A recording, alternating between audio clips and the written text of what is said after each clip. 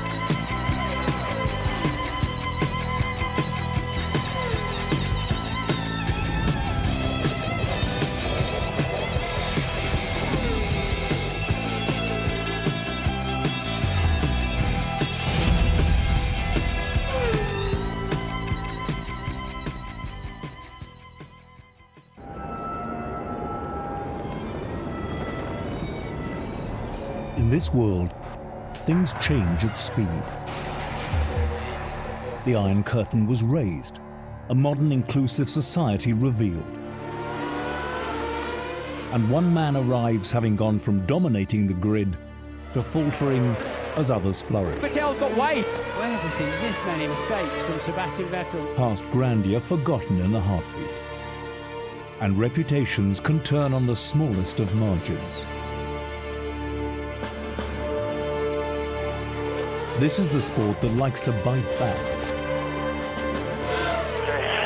So what's next? Welcome to Budapest. And welcome to the fans who are out in force. And yes, we do love a pink shirt on this programme. Here we are then, the heart of Europe, the heart of the season. 10 races down, 9 to go, 9 races to catch Sebastian Vettel. The challenge starts today. And David, if any driver is going to catch Sebastian or Red Bull around this circuit in particular, it really will take plenty of driver skill. Well, it does indeed. The first sector is fairly straightforward. Straight line speed, big break into turn one. But the real key to this lap is the middle sector. A lot of relentless medium speed, high speed corners, and that's where Red Bull were all dominant last year, more than half a second a lap quicker than any other team there. Will they have that same gap and advantage this year? Well, we shall wait and see. 1.2 seconds ahead of their nearest rival here last year. Do you remember the sort of physical effects on the body when you first raced here? This is one of the toughest races. Yeah. I actually crashed out of this race. I think I just got so tired in my first Grand Prix around the circuit because it just, especially in that middle sector, it's relentless. Corner after corner after corner, and the nature of the turns is such that you're turning in and scrubbing the speed on the rear axle, so that makes you particularly vulnerable to losing the back end. Crashed out on purpose to get a rest, these drivers say, Eddie. But let's talk about one driver in particular, Sebastian Vettel. He comes here on the back of having only won one race in the past 3. Lewis Hamilton was dominating all the practice sessions. However, it's kind of turned on its head today. We've seen Mark Webber slipping and sliding all over the place, and in the final practice session this morning, Lewis Hamilton a second and a half off the pace, and here's Mark's struggle. So maybe going back the way of Sebastian. Well, you know, let's be very clear. Sebastian and Red Bull dominated this latter half of the season last year, and really you have to look again at the championship, the way it's laid out with the races and the various things, and it's falling into place absolutely for Red Bull here, and I think it'll continue to do so. Okay, we'll see how this one pans out. And with Prague 200 miles in that direction, Sarajevo 200 miles in the opposite direction, we really are in the heart of things here, which means the fans come from all over Europe for a little taste of Formula One.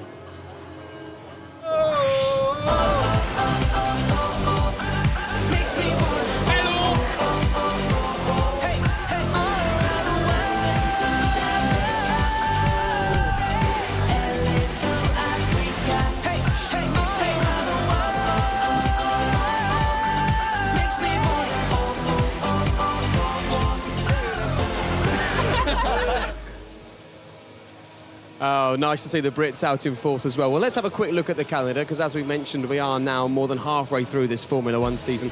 And Eddie, looking at the run-in for the rest of the year, this time last year, Red Bull managed to pick up 10 podiums and 4 wins from these final races, so they'll be feeling confident. Well, I think I've already touched on it. These number of races, you look at Hungary, for example, absolutely falls perfectly for them. Then you've got other races along the line, which is, you know, street circuits, places like Singapore. Then later on in the year, Abu Dhabi. They're so supreme at these tracks. I really fear for the other teams here, because Red Bull, if anyone had to pull something out of the bag, it'll be a big surprise. Red Bull, for me, the championship falls into place, just starting here. But evidence that they are under pressure came this morning, David, when we woke up to the news that the engineers had broken the curfew. Just explain what that means and why it's significant. Well, there's a working time limit on all the teams that the teams have agreed to, and you've got 2 or 3 jokers that you can play during the year where you can actually work beyond that time. It's basically to make sure that mechanics and engineers get at least 6 hours rest between finishing one day and starting the other. They've used one of the jokers because they had to work on changing some of the configuration of the car back to a previous specification that they've used at other Grand Prix. And that's just showing that, you know, as things have evolved, upgrades that worked on other tracks aren't working this weekend in Budapest, and if free practice is anything to go by, then they seem to have found a form again. OK, we'll take a look at Sebastian's championship lead in just a second. But with such a lead, what you need is determination, aggression, self-belief. In fact, all of the things that one man demonstrated 1 week ago.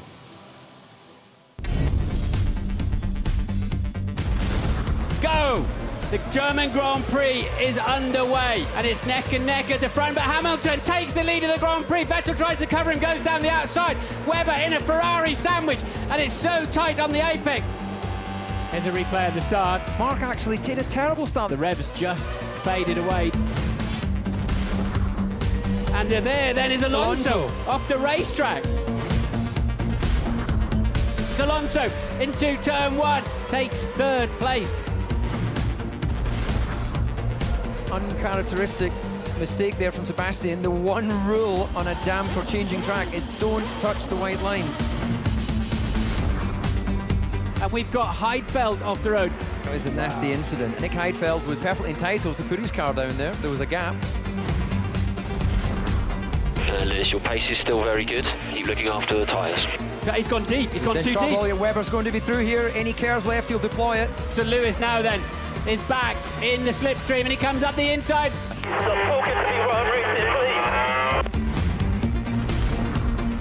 Mercedes versus the McLaren. He's gone too deep, he's outbraked himself. Button takes the position. OK, Jensen, we have to retire the car. We have a hydraulics problem. What a shame. And Vettel locks his left front again. When have we seen this many mistakes from Sebastian Vettel? Massa and Vettel. It's a pit stop race now. Here we go. Look at that, he's ahead of him. Ferrari were too slow, and Vettel takes the position going into the final lap.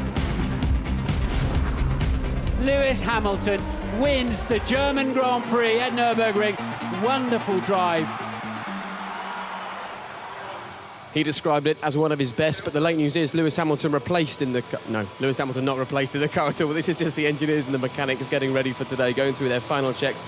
You can see what they're doing here with the brake fluid working away. And talking about the brakes, actually, Lewis has struggled with the brakes so far today. He looked really relaxed, really confident. There he was, drumming away on the car just before the final practice session this morning. He then struggled throughout that session. He finished a 1.5 seconds off the pace and actually came onto the team radio after this moment to say to the team the brakes were a real problem. Well, while we ride on board and have a look at this with Lewis, Eddie, he's described himself as breaking through a wall of caution this weekend and last weekend with his win. How do you read into that? Well, I think if anybody was to look at it analytically, he seemed to get away from what we've seen before, manic decisions or silly little tiny errors that we saw. A rejuvenated Lewis Hamilton last week. I absolutely loved all of that Grand Prix. I loved the way he drove in it, and I liked it as a spectacle. He was like a reborn man, and if he can continue in that vein, then we're in for a really exciting season. And interestingly, the team has said they can't trust what happens anymore because they thought that Lewis was slow in Germany and he won the race. He's been relatively quick so far this weekend, and they think maybe that'll make him slow. It seems it's hard to judge with this car at the moment. I don't think it's just the car. I think it's the nature of all the teams are coming to these tracks for the first time with Pirelli tyres. As that Pirelli rubber goes down on the track through Friday, it shows some people in a good light, and then come Saturday, it works the opposite way. So the only constant has been Red Bull during qualifying, but it's going to be interesting to see if anyone can challenge them. OK, now plenty of the drivers have said to us, I don't really know what the standings are. I'm not interested at this stage. Trust me, they certainly do know what the standings are, and if you don't, take a look at this. Sebastian Vettel dominant over his teammate Mark Webber at the moment. Lewis Hamilton moved up to 3rd with that win a week ago. And as far as the Constructors' Championship is concerned, a huge dominant margin for Red Bull at the moment. They're at the top with 355 points there over McLaren, Ferrari, and Mercedes are sitting 4th at the moment. Right, plenty of news this week about Formula One, as I'm sure you saw, but here's Lee Mackenzie with all the action that relates to the on-track stuff.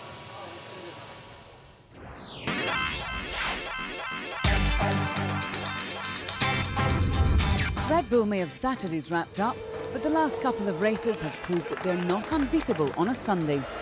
Fernando Alonso's performance in Silverstone and Lewis Hamilton's emphatic victory in Germany has certainly got Red Bull on the attack. Obviously we do enjoy winning much more than getting beaten, but you know, arguably it's those races like the last one or the last two where we can learn most and you know, improve our car for the next couple of races. McLaren were still smiling after the victory less than a week ago, and Lewis Hamilton even managed to watch the German race back in the few days he had off. It's only like the second Grand Prix I've actually ever watched since I've been in F1. It felt great. I was smiling happily for a couple of days, and I was constantly asking my brother. I was like, Nick, can you believe we won the Grand Prix at the weekend? And he's like, yeah, of course I can believe it. He's very, very chill. Like it ain't no thing. But for me, I still had to pinch myself to really believe. Jenson Button scored his first Formula One victory at the Hungaroring in 2006. So it's fitting that he celebrates his 200th Grand Prix at the track, which holds such good memories for him. For the drivers, when we get to a milestone, that's what people call it, it is just a number for us in a way. But yeah, I think it makes you look back at what you've achieved and the good and the bad and the ugly throughout your career in Formula One.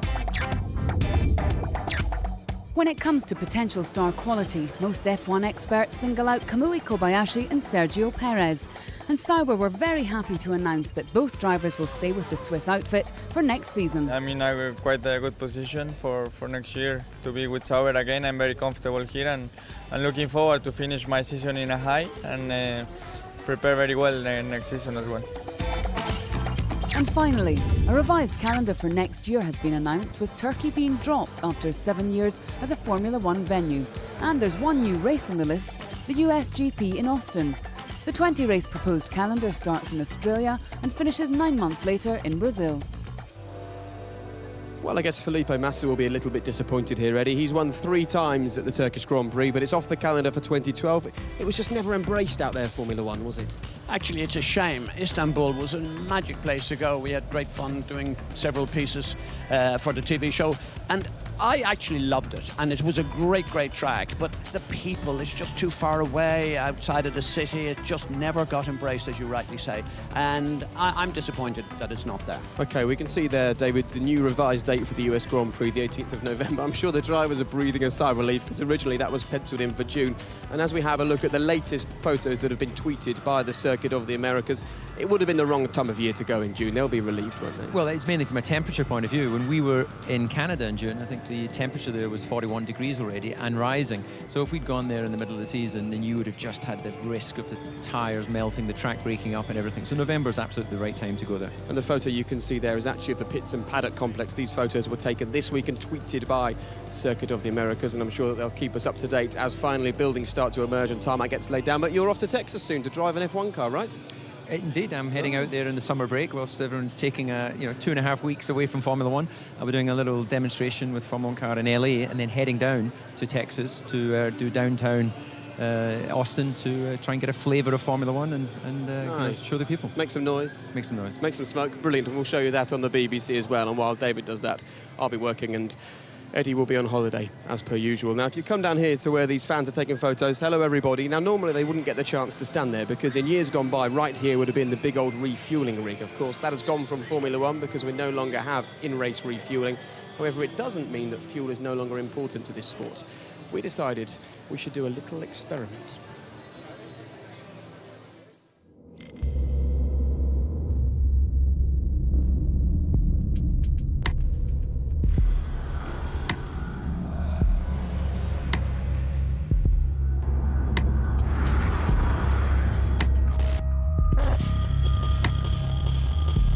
Welcome to Pista di Fiorano here at Maranello. This is where they test the Ferrari cars.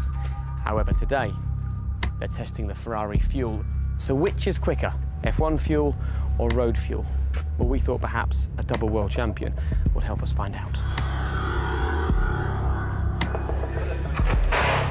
Fernando, good to see you. Hello. How are you? Good to see you. Good. Good. So today, the drums behind us tell us what we're doing. We're testing high street against high octane. What's the plan for this experiment we're doing today? Well, we try to prove and to show everybody that we can run in the Formula 1 car, in the Ferrari car, our normal fuel that we use in all the races, and then we will put the normal fuel that we can find in the fuel station, and show that we can still running, because the fuel difference between the two is minimal at the moment. It's going to be interesting because this experiment has never been done before, so you're something of a guinea pig today. You'll either get 100 metres down the road in the road fuel, or you'll be even quicker than with your F1 fuel, which will be interesting. I think quicker will be difficult because obviously, if not, it means that the job the Shell has done for Formula 1 in the past year is not very clever. So I expect some kind of less power, but as I said, not too much. And if there is any big problem, hopefully you cut and we don't show.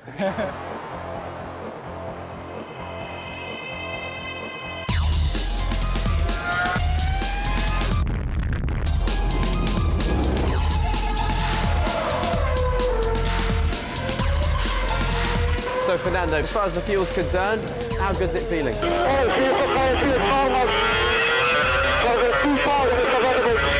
Fernando, the fuel is faster than you. I wasn't really pressing the button. I wasn't.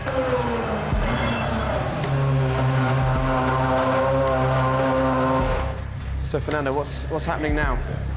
Now we are emptying the car, so removing all the fuel, and now we will feed the standard fuel we find in the station, and hopefully it will work. What do you think is going to be different? Do you think it's just when you put your foot down you're not going to get that immediate response? I think maybe it can be a little bit different, or can be a little bit problems with the engine in the pickup at the exit of the corners. For sure, I guess will be less power, so maybe there is not the full power available. And then we'll see, hopefully it's not too big the difference.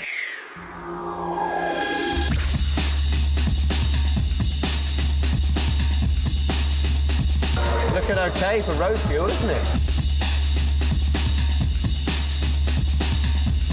What are your first impressions with road fuel in the car? I think it will be better than expected. All the pickup problems, but the power is okay.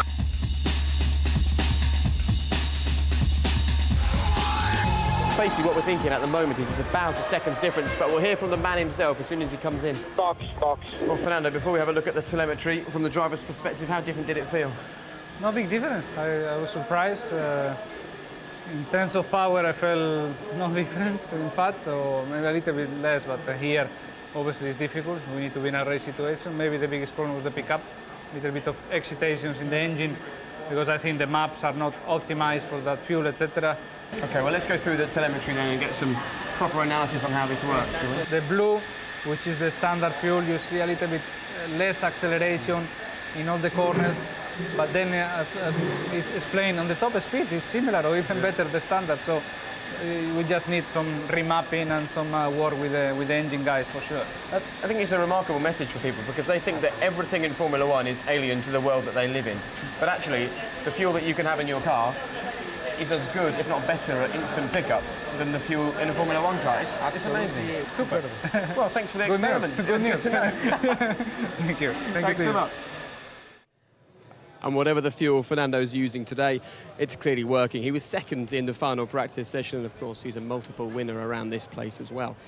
Now, last week we had a little look at a few GP3 drivers who are looking one day for a bit of superstardom in Formula 1, and this week we're concentrating on GP2. Now, it's the feeder series to this sport, right underneath Formula 1, and boasts its fair share of British drivers, including Jolyon Palmer, who's the son of the former F1 driver Jonathan Palmer, and also Sam Bird. Now, it's been a kind of season of highs and lows for Sam. He was on pole in Monaco, but then he stalled the car. He's led the championship at times, and this is him finishing on the podium at the Turkish race as well. Lee's been down to the GP2 paddock to meet them both.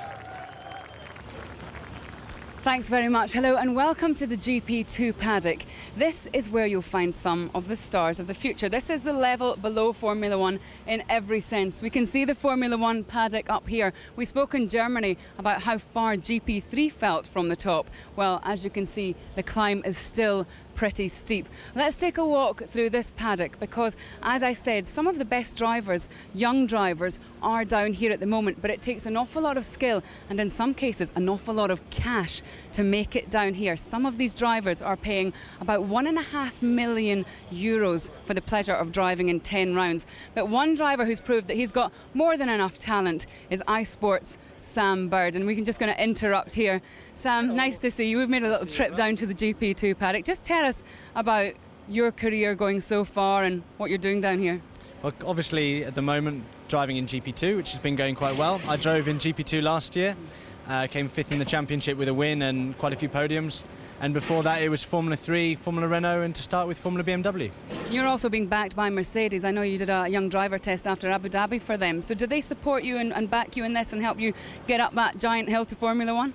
They don't necessarily back me in this. I mean, they're helping me and the team with little things, with pit stop equipment and small things like this. But I tend to work quite a lot in the simulator and doing other things for them, like Goodwood and some demo days and hopefully a bit of testing here and there. But my main focus at the moment is obviously with GP2. The aim is to get to Formula 1 with Mercedes, but I'm working a little bit with them at the moment, yeah. Well, great, Sam. Nice to talk to you. Thanks very much. We'll leave you to it and we're going to continue our journey down the paddock. Now, it's not just drivers who start down here. I want to take a walk to Arden. You can see actually Lotus behind me as well. So there is interest from Formula 1. Arden is owned by Christian Horner's family, run by his father, Gary. And when I first started this job in 2004 in Hungary, Christian Horner was running this team. Tony Liuzzi was driving. And in actual fact, it became GP2. Lewis Hamilton arrived from here. Nico Rosberg, Heikki Kovalainen drove for here. And Sebastian Buemi as well for Arden. Now, one of the guys behind the wheel is Jolyon Palmer. And Jolyon, nice to see you. This is your first season in GP2. How's it going? It's going okay. It's a very tough field. There's a lot of 3rd and 4th year drivers, but it's my first year and had some top 10s. Not been going so well as I would have liked, but it's a 2 or 3 year program for me, so just chipping away at it and improving all the time. You're with a good team, it's got a good history here. How far in advance do you have to look? Because you've got to be patient at the same time as being ambitious. Yeah, definitely. I mean, Arden's a great team to be with. Been lucky enough to have the backing for this year, and hopefully it'll be a 2 or 3 year program. There's some really experienced guys in the field. So yeah, I think it's just chipping away the whole time and not getting too impatient with results because it is tough. The field's really close, the cars are all the same, so to stand out in this series is really hard, but at the moment just working to it all the time, and hopefully next year if I can come back I'll be a lot more competitive. Jolyon, thanks very much for talking to us. We'll be following both these drivers' careers with interest, but for now, back up to the top of the hill and back to you, Jake. And from 2 men fighting for the chance to get into Formula 1 to 2 men who will be fighting for a decent place on the grid in qualifying today. We're here in the Sauber garage. It's always a real treat actually to be in the garage ahead of the sessions, whether it's the race or qualifying, and no clues as to the first driver I'm going to speak to. You can see his helmets here, but more importantly, Speedy Gonzalez just there with a Sergio Perez belt on as well. He is of course the fast young Mexican in Formula 1 at the moment, and you can see him here. It's never nice to butt into a driver talking to their engineers before a session, but we'll just get a quick word because these guys have both got some big news to announce. Sorry to butt into you both having a conversation, but confirmation that you're staying in Formula 1 for another year has come out this week, Sergio. Great news for you. How would you assess this first year in F1 now that we're at the halfway stage for you? Well, very up and down, I will say, because I had a very good start of the season. I've been up to speed since the first moment, so this is very important, I think, to make it into Formula 1 and from the first race on be up to speed. It's not easy. Then I had my accident. I was going in a good momentum. Then I had my accident, and it has not been easy to come back because in the beginning it was quite difficult. I was still getting dizzy in the car, but it's getting better, and every time I'm a lot better in the car. It's interesting actually how different your approach is to your teammate Kamui Kobayashi, who we can see over there, because he likes to hair along, get past all the other drivers. You're a bit more of a tortoise in this sport. Slightly slower speeds, but far less stops, looking after those tyres, and it's working for you. It means you're able to pick up points. It's an interesting approach. Do you enjoy it as much? Well, every race is different. Some races you have to attack, like my teammate, as you say. Some races he has to conserve tires. It's always a different approach. It's always you have to. This is all about Formula 1 to be able to change the strategy, to be able to change your style during certain extent of the race, and this makes it quite interesting for me. Something that I was not used to in GP2 or other categories, so I'm enjoying quite a lot. Good. We're enjoying watching. Nice to see you. Good luck in qualifying today. And these guys have got a real battle on their hands, actually, in Sauber at the moment, because they're fighting very much with Williams and Force India for 5th or 6th in the championship at the moment. I'm not too sure what's going on here, but it looks like Kamui Kobayashi is giving a massage to one of his team members. Shouldn't you be the guy trying to relax and calm down ahead of qualifying? What's this all about? I mean, this is my physio, and he needs to relax now, you know. He's a little bit nervous before qualifying, so I try to give a little bit relax. Okay, so the boot is on the other foot. How was that? Was that a good massage? Yeah, I think a little bit aggressive, but that's what we like with him, But this was quite good, I must say. I'm quite happy with him. Yes. Very good. Now, talking about aggressive, I'm going to sit up here and talk to you about this. We love watching you. It was here last year that you went from the back of the grid to finish 9th. Do you think this announcement of a new deal with Sauber for next year is part of the fact that even Peter Sauber, your team principal, loves your aggressive driving, loves watching the way that you race an F1 car? Yeah, I mean, I think I have to be very proud. I mean, it's not easy to in this time to be trending in Formula 1 because, as you know, as a driver, it's very difficult, and the Formula 1 driver cannot mistake. So this is which is very tough. But at the moment, I'm not so much mistake and try to make an aggressive race. Everybody get excited. I'm very happy. I think I have to be very proud. So, depending on how qualifying goes today, do you go to sleep tonight whether you're starting somewhere great like, 8th or 9th on the grid or right at the back, 18th or 19th on the grid? You know that your real skill comes during the race. It's your race craft, which is where you excel, isn't it? Well, I mean, I think it's compromise. I mean, sometimes it's very important to qualify, but we have to save the tire as well. So it's not everything to qualify this time. So I try to get compromise, try to not use tires, and we have to think about the race. And in the end, our goal is scoring points, so we cannot use all our possibility in qualify. So, I mean, let's see in qualify where we are.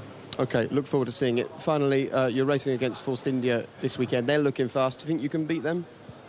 Try. I mean, this is always... this is yesterday what we talk with guys, and this is target.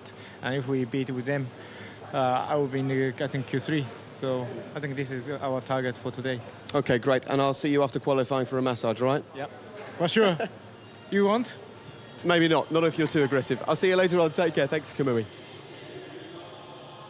And we'll see how he gets on today. So there you go, the Japanese hare, the Mexican tortoise at the Swiss team, working well for them at the moment. David, two very different approaches to racing, but it does seem to be working, doesn't it?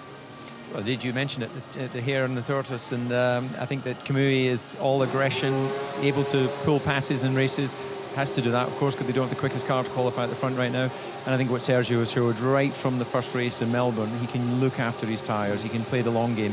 And I think that's why this team's decided to announce them as the drivers for next year so early. And using Kamui and Sergio's the rookie that scored the most points so far this season. He's got 8. Can they finish ahead of Williams and Force India, their two big rivals this year? Well, they can, but, it's a great battle. For me, Force India seem to be on the up. Williams, I don't see that yet.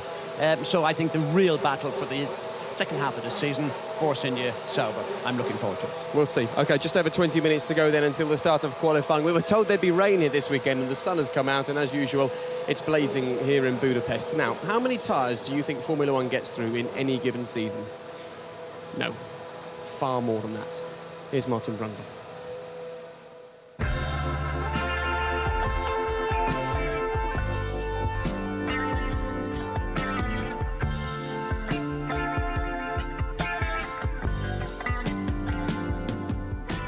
Formula 1 drivers have 72 tyres available for a Grand Prix weekend, but they still have to use them pretty carefully. This is how it works. Before first practice, each driver has 11 sets of dry tyres available. That's 6 sets of the harder and more durable prime compound and 5 sets of the softer and faster option compound. At the end of free practice 1, each driver must hand back 1 set of the harder prime tyres.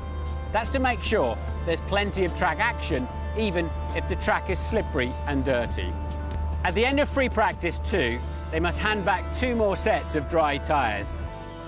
At the end of free practice 3, each driver must hand back another set of the harder prime compound and a further set of the softer option compound. ensuring again plenty of track action for the fans on qualifying morning.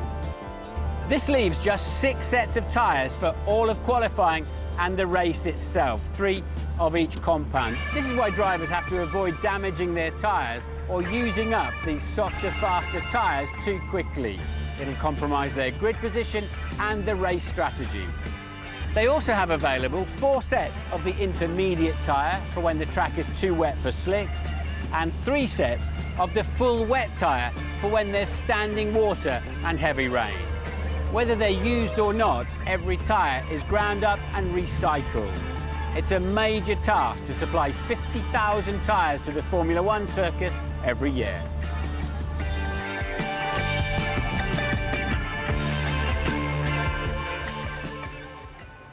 And look at that, these Formula One drivers are getting younger and younger. He's almost as young as Sebastian Vettel. Sebastian, of course, is the youngest man to make his debut on a race weekend, the youngest man to finish on a podium, the youngest point scorer, the youngest race winner, and as well as all that, the youngest Formula One world champion who is now defending his title with aplomb. The question is, are there still questions about him? Here's Eddie Jordan.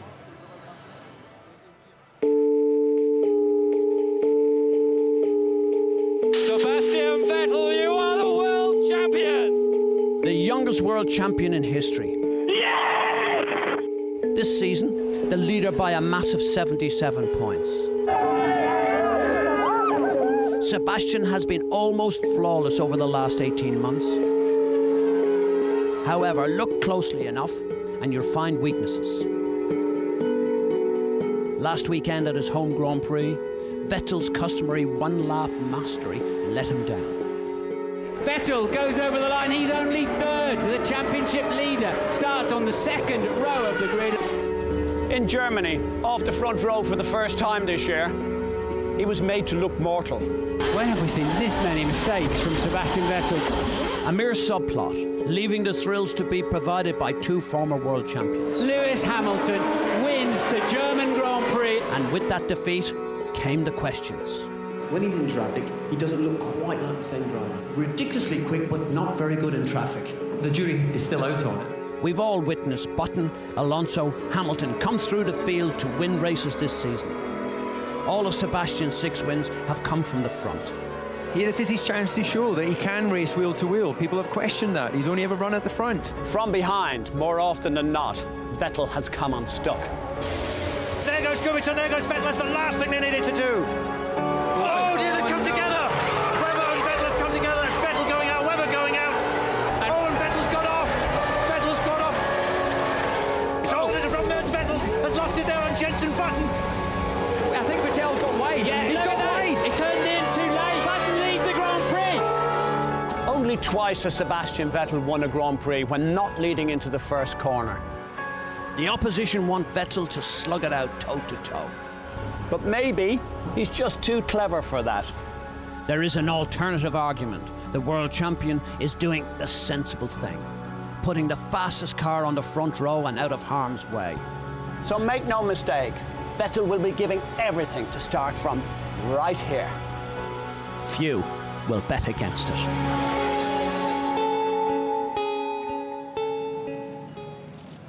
Christian, can he cut it in traffic? Yeah, absolutely. I mean, I think what your piece didn't pick up there was, you know, if you go back to Melbourne, the pass he put on Jenson Button, if you look at the 3 cars he passed on an outlap in Barcelona, you know, the Grand Prix that he's won this year, at least 3 of them, he's had to make some decisive moves. But, you know, we've seen Hamilton and we've seen Alonso outperform their cars. I don't recall when Sebastian has done that. Well, let's just go back to Monaco and think of the huge pressure that he soaked up for half the race on a set of tyres that really shouldn't have been on the car, or Barcelona where, you know, Lewis was putting him under massive pressure, and I think, you know, he has the ability to soak that up. And I personally think it's harsh to say Sebastian isn't a racer. He started at the front of the grid so much more often than those other guys who have had to come through the field, where, you know, his starting position over the last couple of years has obviously been pretty much on the front 2 rows. Which leads me into a very good question, and that is, because he's starting at the front, do you think that impairs his racer ability? I don't think it does. I mean, I think we've seen him when he's in the lead of a Grand Prix, he's absolutely flawless. He's so calm in the cockpit, and he has the ability to think outside of actually driving the car as well. So I think that, you know, he when required, will go wheel to wheel with any driver. I mean, the 7th place that he scored at Silverstone last year, passing Adrian Sutil on the penultimate lap, that contributed to his world championship. So, you know, but obviously the majority of the races that we've seen him in, he's been, you know, running at the front or pretty near to the front. You talked about Silverstone. I'll bring it 1 year forward. Silverstone this year, the decision, we all heard it so clearly about Hull Station. At what stage did he say to you that that's what he would like you to say to the team? He didn't demand anything from the team. You know, I think that was a team, you know, decision at the end of the day, because we had, you know, potentially everything to lose, and the last thing we wanted was a repeat of the Istanbul situation. But you know, he obviously, over 19 races, it's going to be very, very difficult to maintain the kind of level that he has. You know, he's won 6 already. He's finished second in 3 and had 1 4th place, which at the moment is an incredible score rate. But the two drivers you've got are renowned race winners. You obviously showed signs that you were afraid they would crash. I think at that stage of the race, you know, with only less than a handful of laps left, we couldn't challenge Fernando. We were under no pressure from behind, and as we saw with Massa and Hamilton get oh so close to, you know, finishing up in the gravel, at that point in the race, it's obviously conflicting with the driver's desires, but at that point in the race, from a team point of view, we decided, okay, as any other team in the pit lane would have done, you know, let's make sure we bank these 30-odd points. How do you answer the fans? The fans believe that the team is showing favouritism to Sebastian. How do you answer that? Well, within the team, and we have equal status with our 2 drivers. We give both drivers, you know, absolutely the same equipment as absolute best we can. And, you know, Mark knows that, Sebastian knows that, and we try and allow them to, you know, earn their status on track. It's down to what they do on the circuit at the end of the day. So, of course, there'll be people thinking, well, you know, a German driver, Austrian team. That's not the case at all. You know, Sebastian has earned the performance and the results he has. Mark's earned and deserved the results that he have. And together they make a very strong partnership that push each other very, very hard. Lewis Hamilton is such a public and very open, coming to see you like that. How do you answer people who say that that was a decoy, it's just a smokescreen, it's actually Jensen you want to sign? Is there anybody else? I mean, you know, both McLaren drivers, you know, they're both great drivers. But we're very happy with our 2 drivers. You know, you probably better ask them who they want to drive for. I can't answer that. All I can tell you is Red Bull Racing is very happy with Sebastian Vettel and Mark Webber. I'm not sure they will speak to me after last week's discussions. Probably, but anyway, I would if I were Thank there. you, Christian. Jake, back to you. Thank you very much, Eddie. I love his theories. A visit from Lewis Hamilton means you want to sign Jensen Button. Absolutely fantastic. Those are the thoughts of Sebastian's team principal, but you've been a bit of a mentor to Seb. He talks about coming over on the ferry and being a bit starstruck when he first met you. Have you any fears over his racecraft, having seen him grow up in Formula One? Well, no, I think that Christian's absolutely nailed it head there. He's done most of his racing at the front. Obviously, when he was Toro Rosso, he was more midfield. But even then, that car came good in the middle of the season. He was able to win his first race at the Italian Grand Prix, if you remember, in spectacular style. So I think that you've got to judge someone after they've done lots and lots of Grand Prix, and he's still relatively young in his career. The bottom line is he's here to try and qualify and pole and win the Grand Prix. And talking about pole, talking about qualifying today, you're about to disappear off up to the commentary box.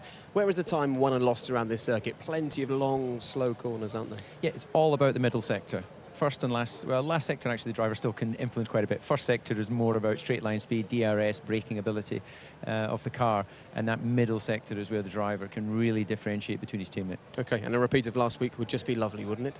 Well, to have different winners in Formula One is good for the sport. It's exciting, and you know, it was an absolutely stellar qualifying session last week. So let's hope we have the same. Good. Right, you've got quite a walk to get to the commentary box, and talking of quite a walk, quite a journey for Vitaly Petrov to end up here in Formula One. People said it was just the Russian pot of gold that he brought, but here last year he finished 5th, and so far this year more points than the whole of the 2010 season.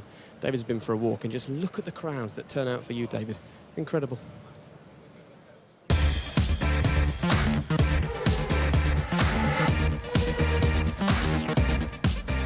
Vitaly, thank you for giving us some of your time. No problem. Unusually, we've got rain here in Hungary, which I don't remember in previous years. Me too. It's not summer. Even in Russia now, it's even more hotter. Yeah, I can imagine. So we stopped down at turn 1. This presumably is going to be the main point for overtaking. You've got DRS here, you've got your longest straight. Is this somewhere where we're going to be able to see you pulling a few moves? I will try. I will do all my best. Quite tricky corner and braking, because it's 60 meters, you have a bump.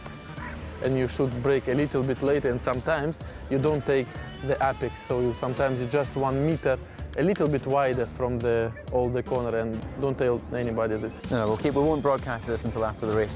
Good. Now, 1 year ago, we saw Michael Schumacher doing a very defensive, aggressive, yes, okay, I wasn't going to say that, but a very aggressive defensive move. It's true. But since then, you've had some very up close and personal racing with Michael. Istanbul, you came off better in that one, I think. A lot of Russian people asking, what's going on with you and Michael? I said, nothing, we just fight. We can see there's a few Vitali fans hello, here, isn't it? Hello. It's really like almost home race, because we have so many Russian fans here. Right, shall we go and check out turn 4? Now, this is a blind entry, 150-mile-an-hour apex. You cannot see the corner, and this is the board DHL. We start to just a small break and then just go to the corner. But actually you cannot see where is it. Even when you arrive to DHL, you cannot see where is the corner. You just go, and if you're right, you're there. If you're not right, you're out. This explains a lot, because I used to brake just before this white line, so that Oh, explains why I was not good in the first sector. No. Turn 9, third gear corner. Yes. 100 miles an hour apex speed. Yes, no brakes. Now that's interesting. You don't brake on the entry to this corner. No, it's two different ways actually you can do it. You can do or brakes or not brake, because I prefer to not brake, I don't know why. But some, for example, if I was compared with Robert Lastier, he was a little bit brake and then he go aggressively on the power. It looks a little bit like this is Hungary's attempt to pitch for the Olympics. This looks like something. Ah, yeah, it's true, huh? Yeah. Are you fast? 1, 2. Okay. Right, there's your first race win in Budapest. Good stuff. It's Russian helicopter. Yeah, it doesn't look the most aerodynamic, does it? It's true, yeah. Well, thankfully the aerodynamics in your Renault are a little bit better, and where you've brought us to here as a point of interest is turn 14, mid-corner speed of about 130 miles an hour. This is actually where the DRS activation point is going to be right in the middle of the corner. So have you any particular concerns about that? Yeah, but definitely you will not activate your DRS in the middle of the corner. I think you will wait until exit, because still it's corners too fast, and you open the full throttle quite late, and it's difficult, you know, to open in the middle of the corner with DRS. This tarmac is completely different than all around the track. You know, it's much more grip. This is different from the rest of the track? Yeah, it's just on this particular corner. This is where the smart drivers are really going to have to be really careful during the Grand Prix. On the tires, yeah. First of all, because you follow the car, and and you need to go as early as power you can, because then it's long straight. Okay, well, we'll be watching out for you on Sunday. Good luck. Thank you. See you. Well, as you saw, it was wet when we filmed that earlier this week. The sun was blazing about 10 minutes ago, and suddenly this great big cloud is looming over the circuit. The wind has got up, and wind can make a huge difference to these sensitive cars, Eddie. Absolutely. People don't quite always get that. In fact, just as big a comparison between wet and dry as there is between a still day and a windy day. If it's on the side of the car, it will clearly blow that car off the track. So the driver has to be really careful. It's no different to an aeroplane, how he comes to land the plane. OK, well, let's talk about how this session's going to go then. So far, we've seen the new teams getting knocked out pretty regularly. There's such a tiny margin between the super soft and the soft tyres here this weekend. Some people are worried that the slower teams are really going to struggle with this 107% rule. Well, for the first time, it is a concern, because up to this, it's sort of been in the back of our mind, but we've never had to talk a lot about it. But it is a concern here. They are worried about it, the difference in times. I think it will be, nevertheless, properly looked at by the stewards. I think the drivers all have behaved well this year, and I don't see it being a massive issue at the end. Right, so we seem to have this rule that people just ignore. If you don't make it into the 107% rule, it doesn't matter. Well, no, I don't say they'd ignore it. I think if it was on a regular basis, if there are off days and off chances, for example, unusual circumstances, they'll always be given the benefit of the doubt. We want to see as many cars on the grid as possible, providing it's safe to do so. We do, and so do these fans. As you can see, they're out in force. Who do you think could be the fall car. Who could slip into the bottom 7 in this first session, Eddie? Well, actually, I think we're in for a surprise here, and I haven't figured out which one that is yet. Not because I don't want to declare who it is, but I just feel at the moment there are moments when I see Williams maybe not going as well as they can do, so maybe it's in that area. OK, well, this time last week, of course, it was Kamui Kobayashi who was the fall guy. The big question is, who will be going out? Who will be the 7 slowest? It's time for the very first part of qualifying in the company of David Coulthard and Martin Brundle. This is qualifying for the Hungarian Grand Prix.